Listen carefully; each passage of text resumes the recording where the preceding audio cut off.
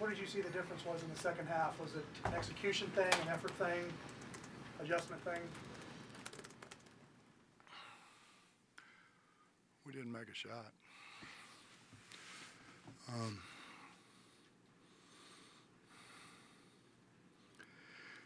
Derek helps us immensely,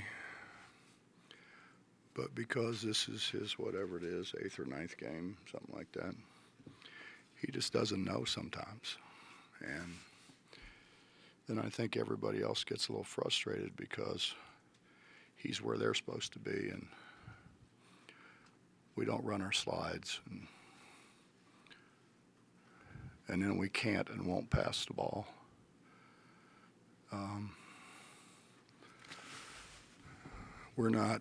We got maybe 2 guys who can drive it, straight line drive it, and the rest of our guys can't. But that's okay. If you move the ball, you get people closing out, you know, too high, too low. You can still drive it, but you got to move the ball and you got to make them move. We just don't. We don't move the ball.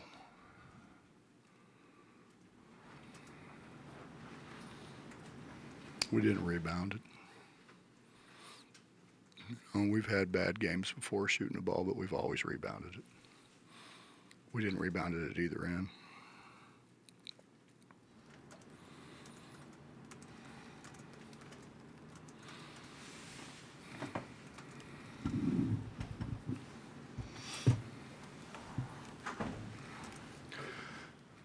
I probably shouldn't say, but the reality is they're more talented than we are, and so we have to do things right, and we didn't do things right.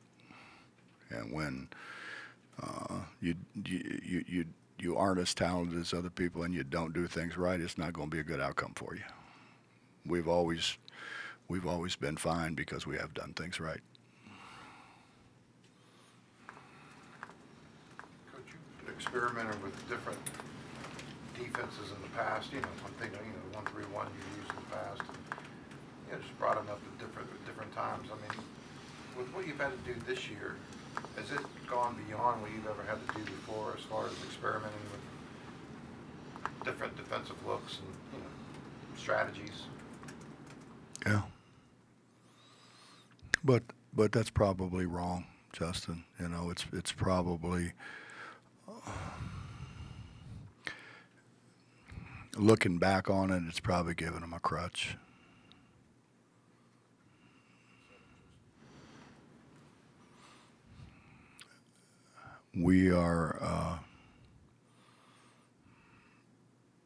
We just don't guard. We don't play with a lot of intensity.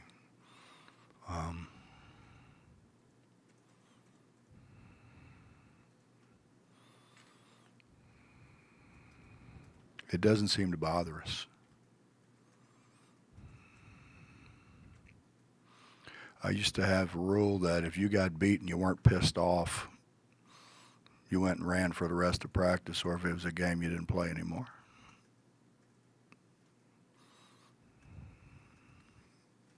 I'm getting old, I guess.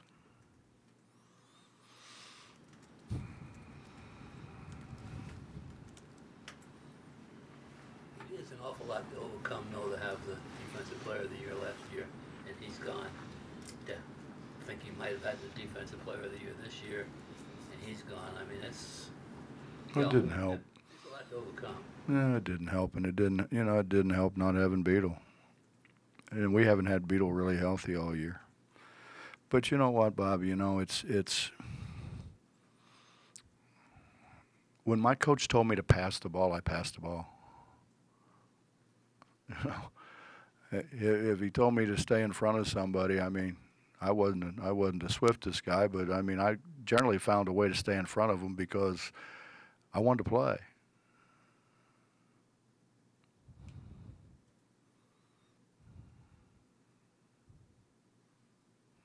Texas with 8 dunks in the second half. Is that one of the more troubling things about this game, just the ease that they were able to attack the rim? Well, it's embarrassing. I mean, I was embarrassed. I'm not sure our guys were embarrassed, but I was embarrassed.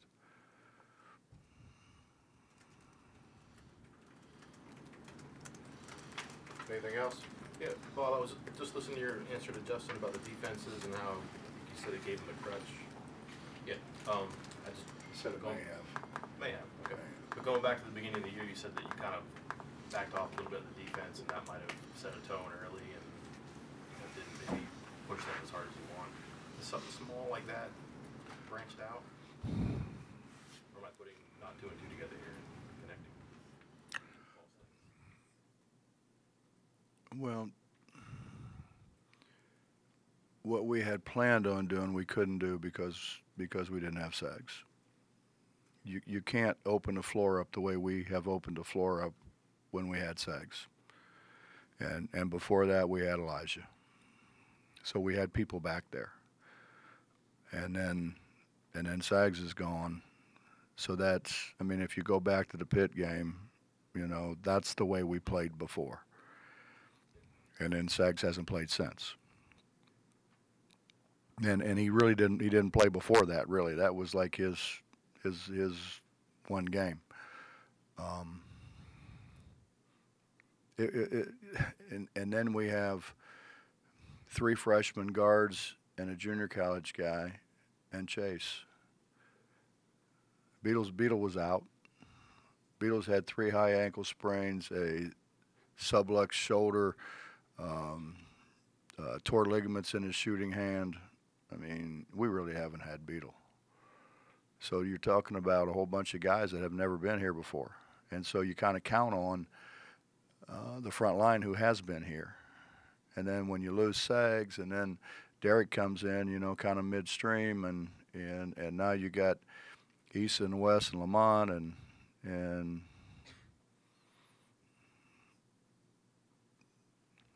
I think it's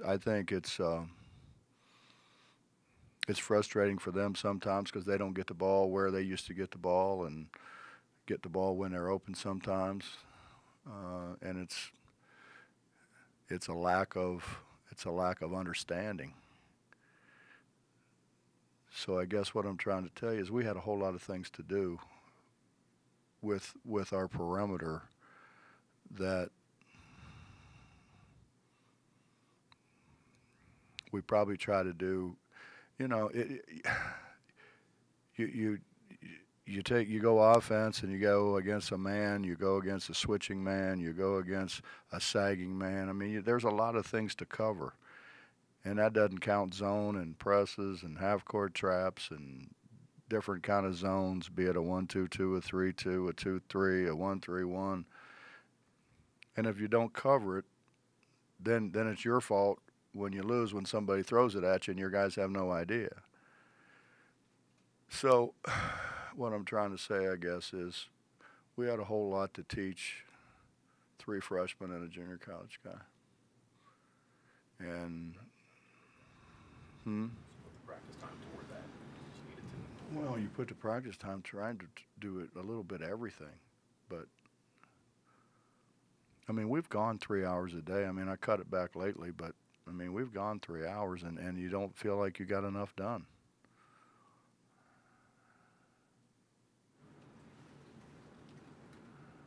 When it's like that, do you try to do 1 or 2 things per practice, focus on those, or is it there's so many you feel like you've got to hit a lot of them each day? Let me give you an idea just like what we're up against. So Kansas loses 2 bigs. The guy who's starting now was a McDonald's All-American, and he's backed up by a McDonald's All-American. They're playing young guys in a perimeter, but they're McDonald's All-Americans, or they were the leading scorer at another Power 5 school. That's not what we got. You know, I mean, you can get by to a degree on talent. I mean, we don't have that. And honest to God's truth, we've never had that here. So At some point later this year, there's going to come a time where you're going to have to make some evaluations, make some decisions moving forward. Does it become more difficult evaluating these guys in the sense that this season, kind of like you said, it just wasn't what you had wanted in the sense that, you know, Sagaball didn't play, Beto hasn't been healthy, and so does that make evaluations tougher on, you know, on what you have moving forward? I don't think so.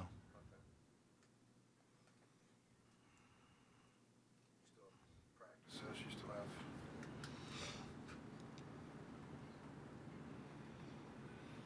You have guys who follow the game plan and guys who don't follow the game plan. You have guys who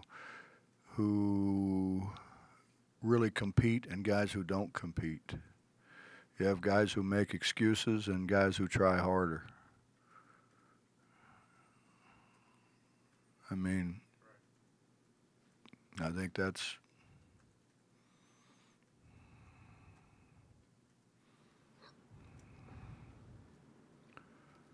for whatever reason, it just seems like we live in a society full of excuses, and I'm not trying to give you an excuse. It's my fault. I'll do my best to fix it. But it's, how many guys have we had like Sags? That's a loss. I mean, that's a fact. It's a loss. We haven't had many guys shoot it like Beetle. First day of practice, he tears ligaments in his shooting hand. If you remember, he had it all taped up and had that thing on it, and I mean, you can't shoot like that. And it's never really healed. Anything else? Coach, what happens now moving forward? Well, we try to win some games. We're not going to quit.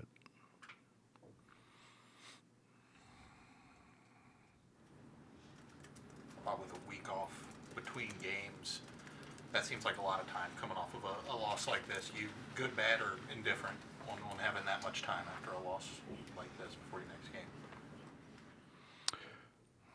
Well, it's probably better than losing at Texas Tech and getting back at 5 o'clock in the morning.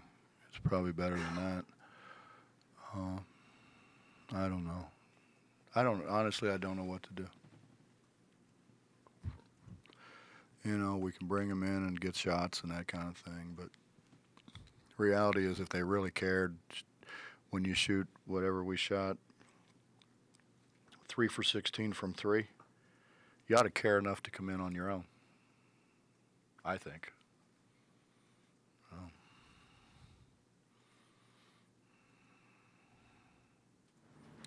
You know, for years and years and years, this was it, you know, and you had phys ed here. And then until noon, and then you had women's volleyball and women's basketball and men's basketball and wrestling and gymnastics, and this was the recreation center before they built the rec over there. So, I mean, you had to be pretty creative to go find a place to work on your game. Now we have the best place in America.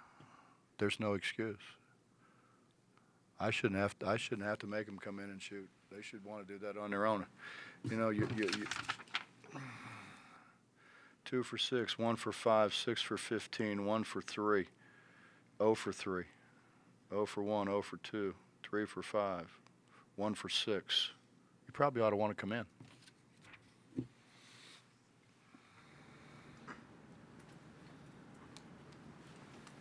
Coach, thank you. Yes, sir.